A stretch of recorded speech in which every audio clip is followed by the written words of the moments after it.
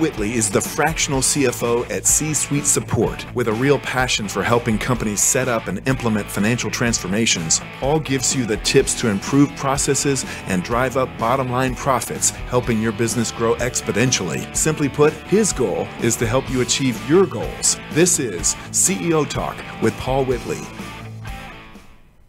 Good morning, this is Paul Whitley. Thank you for joining us, and if you have an opportunity to put in the chat comments there where you're calling in from or watching in from.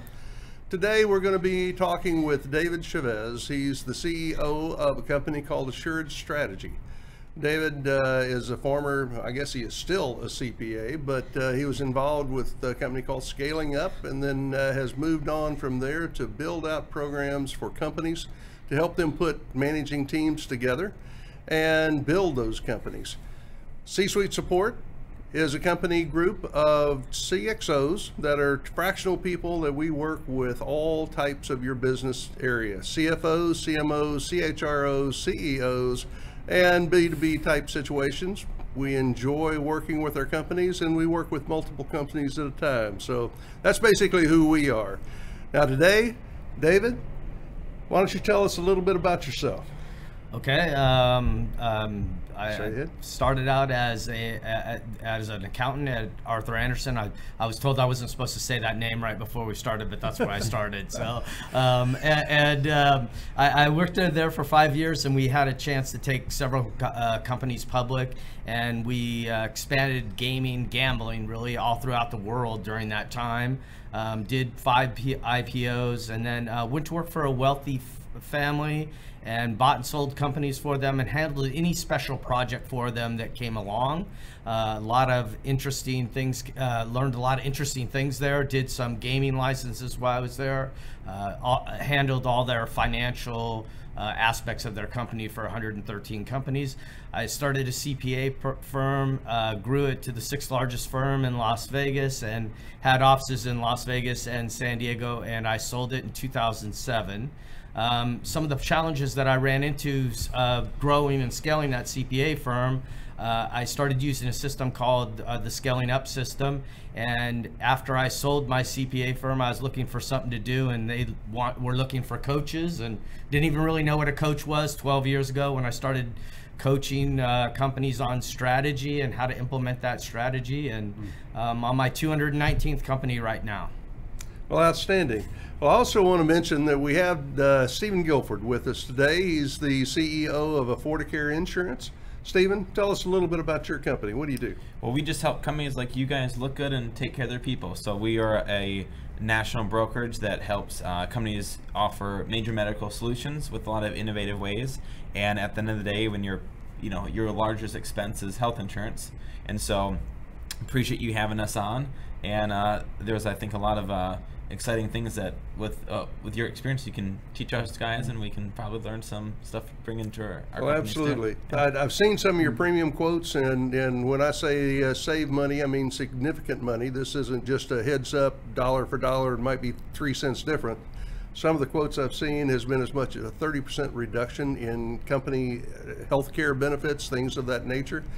Certainly worth at least getting a quote and moving in on there, and that's one of the reasons I asked Stephen to join us today, because David works with companies. I want the two of them to get to know each other, and let's put that synergy to go together. We're actually arm wrestling after this too. Is that what it is? All right. I didn't even know I was up for that today. There you go. Right, very good. And then I've asked my partner Bob Fox to sit in and give us his insights towards our ultimate goal of the day. Bob, tell us about you. Well, our ultimate goal of the day, I think, is to get to know David better and the things that he can bring to the table, not just from a coaching standpoint, but from an overall strategy standpoint, and what he's seeing in companies that we all can contribute to make them better. Because, as Paul had mentioned, we also do advising on strategic plans and things like that. So whatever knowledge base we can bring to the table will just help our clients really grow. Perfect. Well, David, what do you see as one of the biggest challenges for entrepreneurs right now, this environment, coming out of this environment, hopefully very soon, and expanding back into normal business? Well, I think the biggest thing is a lot of people got off course during this pandemic and just basically the ideas and plans they had for their business, they maybe got off a little bit. And I think all of us are struggling a little bit with sales and marketing and trying to reinvent a little bit of that, because it's totally changed and shifted. So when I'm talking to a lot of the businesses I work with, it's primarily around sales and marketing and how do we do this now, and then how do we get back on path, because a lot of people had to pivot during this time, and the pivot may have taken them a little bit off course of their overall goals and objectives, the long-term goals and objectives of their company. Okay, what gives you credibility to walk in, tell a company how to grow their business, since you've got a background in Bean County? Did you just not hear his whole intro? I heard the intro. I think he's qualified enough. Yeah, we heard this whole thing to set up how he got there. Yeah. Now, where's those tools to take that company and get into the market? Mine, but go ahead. There you go. Sorry about that. I think what qualifies me is failing. Failing probably qualifies me more than anything else, because I was growing my CPA firm at a pretty good clip, year after year, probably 100 to 200% a year. 1 year it was actually 350%, and then it just stopped. And when it stopped, that just scared the heck out of me, and it stopped for several years. And I picked up a book called Mastering the Rockefeller Habits, which the scaling up system is in that book. That's the original one. And started reading it and started implementing. I was a valuation guy, and in 3 years I basically tripled my valuation and sold my company. So having been stuck, failing to understand truly what strategy is, not understanding how to do something with it, and then learning how to execute it, and then going out and starting to help other people and learning a lot from what other people were doing wrong and seeing what they're doing wrong, and then helping them get their mind shifted towards that long-term goal that they really need to have. So as you were falling off the cliff, you found a parachute that gave you an opportunity to figure out how to fix it. I love the way you just said that. There you go. Well, you know, the moving forward factor here is extremely important. And the people that are watching this, as well as the clients that we all work with, they engage us for a reason. They have an issue, they have a problem, they have a need, they're not sure. Many times they don't know what they don't know. So what would you say is the top thing that an entrepreneur should be doing right now in his business today? Well, I think that a lot of people think they have strategy, and they don't really have a strategy. They have an execution plan. And why I say that is because anything that's being done for the next year is really an execution plan. So it's really, you could call it your strategic execution plan, but it's not really the strategy. I think the real strategy lies in what the customer's needs are. And I think oftentimes we sort of think we know what the needs are, and we don't really know. And when I'm working with companies, I usually write up on the board, I'll write up marketing, then selling. And I'll ask them which one they started with, and inevitably it always starts with selling. I got to kill meat, I got to eat tonight. That's sort of how we start our company. And then we, 3 or 4 years later, somebody comes along, we're doing well at selling now, and somebody comes along and they get up into marketing, but they never get up into that market, that data that's up there, that really, so you can start to really understand your customer. And if you really think about it, then once I understand my customer's needs and what they're really looking for, then I can start determining what I really need to be doing to meet those needs. Not their wants, but their needs, because customers will want you to death. And if you really want to scale, you have to get to the need. And as entrepreneurs, we want to fulfill every want. Right. So that's sort of our we have a little bit of our own enemy within us. Well, I recently saw where you posted some comments, and I wanted to bring a couple of those in here. You talked about needing to build your confidence string. Mm-hmm. What do you mean by building your confidence string back into you and back into your business? Well, confidence really has to do with understanding the data and really understanding the facts. I mean, if a lot of business owners out there have read Good to Great, and it's the most widely read business book out there, but I don't think a lot of business owners follow the principles in Good to Great, and that's sort of some of their problem. And what Jim Collins talks about is having the brutal facts.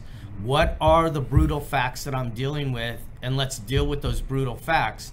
I usually have a thing that shows that pattern recognition. 85% of our behaviors in our subconscious mind, and we're just reliving patterns. And so those patterns have a lot of control over what we do, and it's a lot more control than people really realize. 85% of your behavior is in your subconscious mind, and you have no control.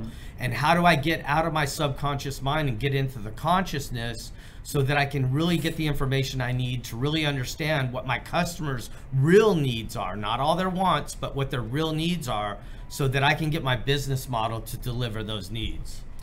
Stephen, he recently wrote in another podcast, or pardon, another blog writing, that we shouldn't multitask. And knowing you were multitasking on every single conversation and every single thing I see. How would you respond to, you should never multitask because you can't be as efficient? Well, I think that's a perfect point. I mean, the people that are the richest people on earth are specialists at doing one thing really well. You don't be a jack of all trades and make money. You go to be the best that there is.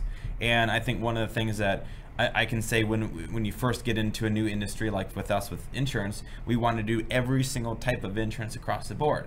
And that's not what a consumer needs from you. They need to know that if I'm talking to you, you're the best at what you do. So that's why it was the same kind of growing pains we had as well. We kind of scaled up and scaled down to be a laser dedicated focus on doing really, really good at what we do. And I would say that's a perfect point of just being specialists instead of trying to make their customer happy with whatever they want. Another one of your comments was promote visualizations. What do you mean by promoting visualizations and then coming back around that affirming what you're visualizing?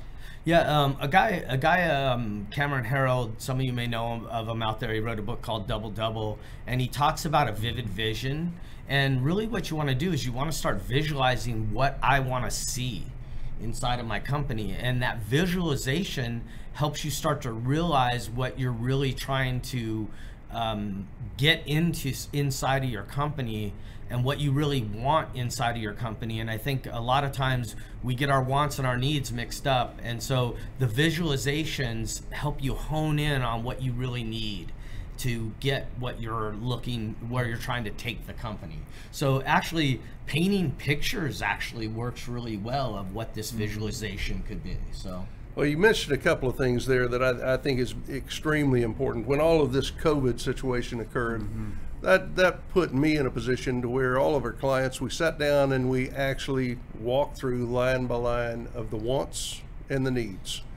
If you want it, throw it away. If you need it, keep it in. And fortunately, all of our clients have gone in business. Some of them excelled in business. But it came back to, let's go back to the basics. It's very nice when you're making a lot of money to bring in those, this is nice to have. Well, a nice to have is a want. A need is, I've got to make payroll. I need this program to make me more efficient. I need this process to bring in more revenue. Needs. So at any rate, coming back to that situation, tell me, how do you get people to spend money with you, and what do they think they're going to get when they engage with you? Well, I think how I get people to engage with me is that they really have to be at some inflection point inside of their company. They have to be a little frustrated with the results that they're having. It's not that necessarily, I don't work with bad companies. I do help companies that are a little stuck at times, but the majority of the companies I've helped aren't in trouble. They're just stuck. And what I mean by stuck is they're probably, they've been growing rapidly like I was, and then it just stops, or it's creeping along at 4 or 5% a year, and they're going, what happened? And that inflection point really gets it. And then there was another part to your question, and it slipped on my mind. How do you get them to engage you? I think through money. Just, I'm talking about money. Yeah, how do you get them? Yeah. You're in business, and they're in business. So the idea is you're helping them learn how to engage to increase their business. Now turn that back around to you. What do you do? How do you present your company? What do you present to them that says, David, I want to spend some money with you, and this is what I expect for it? Usually I just go in and start asking them questions. And I think some of the questions, and I know that sounds really simple and you're going, okay, well, that's really easy to do. No, I have to really listen to understand what questions to ask.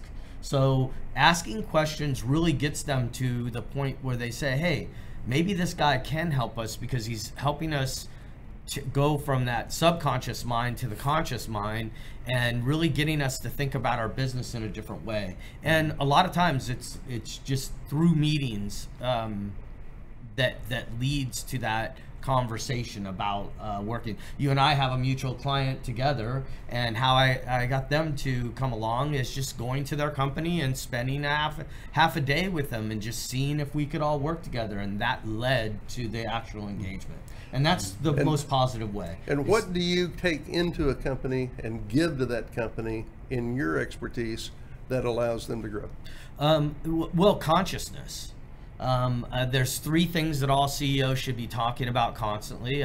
Core values. How do we behave in this company? I see a lot of core values. My favorite core value is teamwork. Teamwork is a result, not a behavior. And whenever I see teamwork as a core value, that's probably confusing people a little bit, because what are the behaviors that lead to teamwork is what you're really after. So what is the core values? What is the behavior? Then what is the purpose? Why are we here doing what we do every day? If we don't believe in why we're supposed to be here, then why are we here? Because these people are taking your company off course if they don't believe in your why. And a lot of you heard of the Simon Sinek video, Start With Why, on YouTube, or TED Talk. It was a TED Talk, actually. I suggest you go out and look at that video and then figure out your why and really hone in on that. And then the last thing is the BHAG. What's your big, hairy, audacious goal? What's your long-term strategy? A lot of times I see companies that have a BHAG, and they'll tell you, my 2-year BHAG is X. A BHAG is 10 to 30 years out, not 2 years out. And then I'll get companies that I work with, a lot of companies where the CEOs are 55, 60 years old, and they go, I don't want to do a BHAG, I'll be gone. BHAG's not about you. It's about the company. Where are you taking it? You want to increase the value of your company? Have a BHAG. Be chasing your BHAG. You will increase your value more than anything else. So, all right. Well, I found my new license plate. What's that? BHAG. There you go. The custom license plates you can get. You actually put BHAG? No, as of today. Okay. All right. It's going to be on You there. need to have that big, hairy ass goal. All right. All right. Take us through your creation, your content creation, to be the entrepreneur that you're dealing with now. You were an entrepreneur before as a CPA firm, which having that background and that accounting functions is about as boring as watching paint dry. So now you've moved into the marketing, the direction of building companies, of, counting the beans is the lowest importance of the C-suite team. Right. What you do with it is the most important. Right. So I found a long time ago, if I wasn't involved in the revenue cycle and in the operational cycle to keep those beans that came in, because revenue brings it in, That's correct. operations manages it, and then the CFO or the guy on the end, he gets to count it and say what it was. Okay. If he can't take that and turn that back around to what it was, get back into the sales cycle, figure out new verticals, new ways to sell more profitably, better price situations, all that's really good. What's your content journey to get there? Well, my content journey is to get people off of thinking about operational effectiveness all the time. Operational effectiveness is not necessarily strategy. Strategy is differentiation. So strategy is really differentiation. And Michael Porter, Harvard business professor, wrote an article called What is Strategy? In 1996. I think all business leaders should be reading that article because they often miss what strategy really is, and they're using operational effectiveness items as strategy.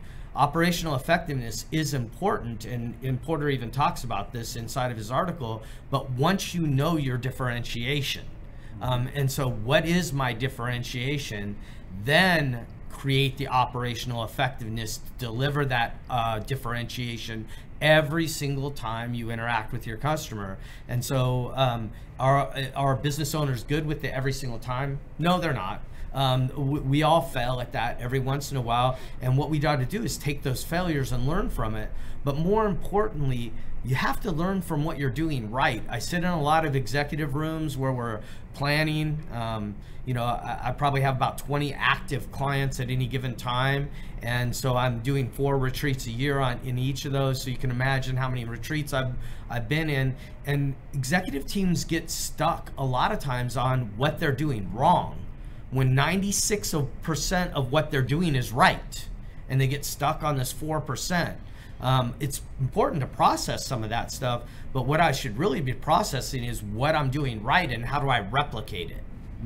I agree with that entirely. The process of starting with a new company is an engagement right now. The company is looking to acquire a company that is in a similar vein with them, but the background of it is a PE firm went in, financed the acquisition of this company about 4 years ago. They brought in new staff members, new, you know, typical thing that I spent this amount of money. Now, what am I going to do to get my money back? So they started the typical operational review. They started cutting back in anything that was wants and needs. They went, when they were cutting the wants, they cut some of the needs. But in the process, the methodology they did also destroyed the culture of that company. So, you know, that kind of a situation took the company and dropped the revenue value or revenue itself by almost 40%. Now, where it's coming around today is a new company's going back in and now buying that company at less than 1 times revenue, which was bought at 2 times revenue the first time.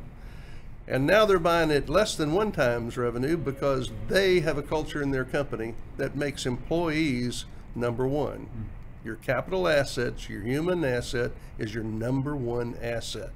So they're seeing the opportunity to step back into this company, take it over at a reasonable, what they consider a reasonable price. And I'm involved in the acquisition of that, helping them do the financing of it.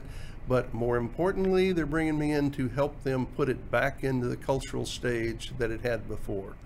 So that's the kind of thing that you're talking about. Yeah, can I jump in here? Because you said something really important, and this is something you and I really align on, and probably how we help the mutual beneficial client so well together is because you really understand cutting just to cut cost is probably the one of the most damaging things I've seen people do over the last year. And it's been amazing to watch. I mean, they just go in and start cutting stuff like, oh, everything's going to be cut 10% or some silliness like this. And they're cutting the needs. They're cutting what their customer needs. And you're just almost, it's almost unbelievable when you're seeing this. And I know you pay attention to that. Yeah. And that's really important. I believe in cutting, but I don't believe in cutting my arm off at the time I'm doing it. or dying with 1,000 cuts. That's and correct. That's some of the things that you know, we have to talk about. It has to be by design, by plan, and then once you do that, how do you recover once you don't have to be in that kind of environment? Whatever it is, you get the revenue back, you get the people solidified, you get the culture back in shape. Another one of my clients, we had to do that kind of cutting. That's right. We went in there, cut the staff almost 40%. This year, they had a record year profit, 2020. Now, we just came off of January being the best month in the history of the company, and 11 months ago, they were having trouble getting the payroll. Wow.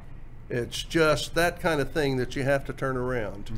Now let's turn this a little bit different into the marketing side. One of the things that I am seeing in the marketplace, and I say I'm seeing, I think everybody's seeing in the marketplace, is the branding of your personality, the branding of yourself, the branding of your company, and one of the biggest things that is being accepted and used today is video.